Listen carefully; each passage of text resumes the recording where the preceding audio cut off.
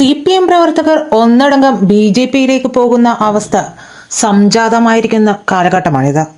അപ്പോഴിതാ തലസ്ഥാനത്ത് നിന്ന് ഒരു CPM MLA കൂടി BJPയിലേക്ക് ചുവടുമാറ്റുകയാണ്. മൂപ്പര് MLA മാത്രമല്ല കേട്ടോ, മുൻ മന്ത്രി കൂടിയായിരുന്നു. ഇപ്പോൾ CPMൽ നിന്ന് BJPയിലേക്ക് പോകുക എന്നത് ഒരു ട്രെൻഡായി മാറിയിട്ടുണ്ട്. BJP ആണെങ്കിൽ പറയുകയും വേണ്ടല്ലോ, CPMൽ നിന്ന് ആളെത്തിയാൽ ആഹാ അതിമധുരം എന്നതാണ് സ്ഥിതി. മുഖ്യമന്ത്രി പിണറായി വിജയനോടുള്ള വിരുദ്ധതയാണ് സത്യത്തിൽ ഈ കൊഴിഞ്ഞുപോക്കിന് തന്നെ കാരണം. തലമുതിർന്ന CPM നേതാവിനെ തന്നെ BJPയിലേക്ക് എത്തിക്കാൻ ചുക്കാൻ പിടിക്കുന്നതാകട്ടെ മുൻ കേന്ദ്രമന്ത്രി V മുരളീധരനാണ്. ഇരുവരും 2 വട്ടം ചർച്ച നടത്തി എന്നതാണ് ഇപ്പോൾ ലഭിക്കുന്ന സൂചന. CPMന്റെ ഔദ്യോഗിക നേതൃത്വവുമായി കുറച്ചു കാലമായി അകൽച്ചയിലാണ് ഈ MLA.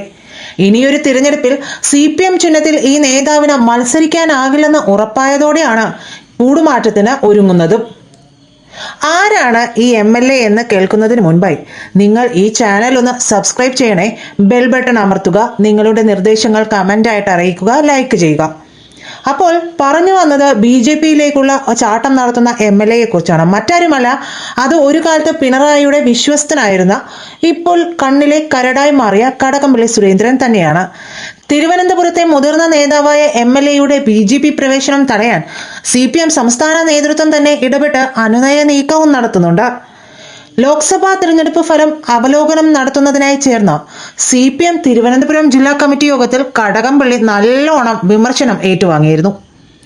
സർക്കാരിനെതിരെ വിമർശനം നടത്തുന്നു എന്നതാണ് ജില്ലാ കമ്മിറ്റി അംഗങ്ങൾ ഇദ്ദേഹത്തിനെതിരെ ചുമത്തിയ പ്രധാനപ്പെട്ട കുറ്റം. അതിനു പിന്നാലെ ഇക്കഴിഞ്ഞ ദിവസം ചേർന്ന ഇടതുമുന്നണി പാർലമെന്ററി യോഗത്തിൽ മുഖ്യമന്ത്രിയും ഇദ്ദേഹത്തിന് നല്ല ഒന്നാന്തരം ശാസന കൊടുത്തു. ശാസനയായിരുന്നില്ല, സത്യത്തിൽ അതൊരു താക്കീത് തന്നെയായിരുന്നു. ഇത്തവണത്തെ ശാസന കൂടി കഴിഞ്ഞതോടെ തിരുവനന്തപുരത്തെ ജില്ലാ നേതാക്കൾക്കിടയിൽ ഒറ്റപ്പെട്ട അവസ്ഥയിലാണ് മുൻ മന്ത്രി കൂടിയായ കടകംപള്ളി. മാത്രമല്ല, ഇദ്ദേഹത്തിന് V മുരളീധരൻ ഉൾപ്പെടെയുള്ള ഒരു വിഭാഗം BJP നേതാക്കളുമായൊക്കെ നല്ല ബന്ധമുണ്ട്. നല്ല ബന്ധം എന്ന് പറഞ്ഞാൽ വളരെ അടുത്ത ആത്മബന്ധം തന്നെയുണ്ട് എന്നാണ് പറയപ്പെടുന്നത്. നേരത്തെ കഴക്കൂട്ടത്ത് നിന്ന് ഇദ്ദേഹം ജയിച്ചത് എവിടെ ശോഭാ സുരേന്ദ്രനെ തോൽപ്പിക്കാൻ V മുരളീധരൻ പക്ഷം നടത്തിയ നീക്കത്തെ തുടർന്നായിരുന്നു. കഴക്കൂട്ടത്ത് ശോഭാ സുരേന്ദ്രന് കടകംപള്ളിക്കെതിരെ വോട്ട് വിഹിതം ഉയർത്താൻ സാധിച്ചിരുന്നതിനാൽ വിജയ സാധ്യത ഇല്ലാതെയാക്കിയത് V മുരളീധരൻ ഗ്യാങ്ങാണ്. അവിടെ കടകംപള്ളി വിജയിച്ചത് ഒരു വിഭാഗം BJP വോട്ടുകൾ മുരളീധരൻ വഴി CPMനെ മറിച്ചത് കൊണ്ടായിരുന്നു. എന്നിരുന്നാലും മുഖ്യമന്ത്രി മറക്കാൻ പാടില്ലാത്ത കുറച്ച് കാര്യങ്ങളുണ്ട്. അതായത്, മുഖ്യമന്ത്രി പിണറായിക്ക് തലസ്ഥാനത്ത് അനുകൂലമായ സാഹചര്യം ഒരുക്കാൻ കൂട്ടുനിന്നത് കടകംപള്ളി ആയിരുന്നു. ആ കടകംപള്ളി സുരേന്ദ്രനെ പിണറായി വിജയൻ ഇപ്പോൾ തഴയുകയാണ് ചെയ്യുന്നത്.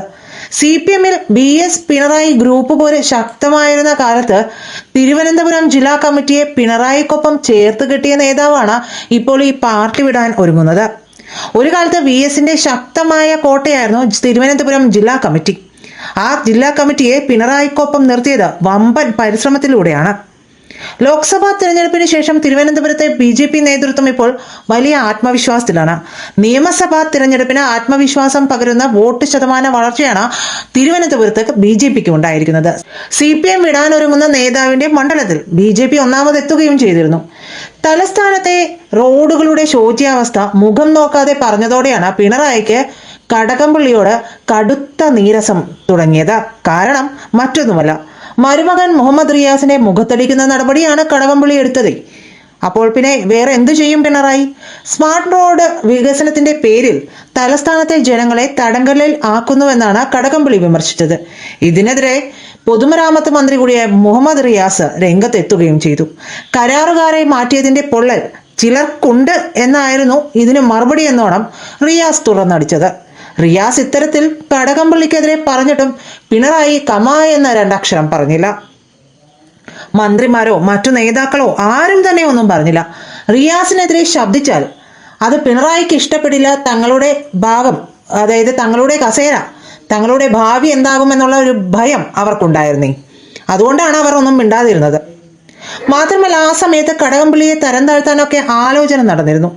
ഇതിനെല്ലാം ശേഷവുമാണ് ഏറ്റവും ഒടുവിൽ ആക്കുളം കായൽ പുനരുജ്ജീവനവുമായി ബന്ധപ്പെട്ട് കടകംപള്ളി മുഖം നോക്കാതെ വീണ്ടും റിയാസിനെ വിമർശിച്ചത്.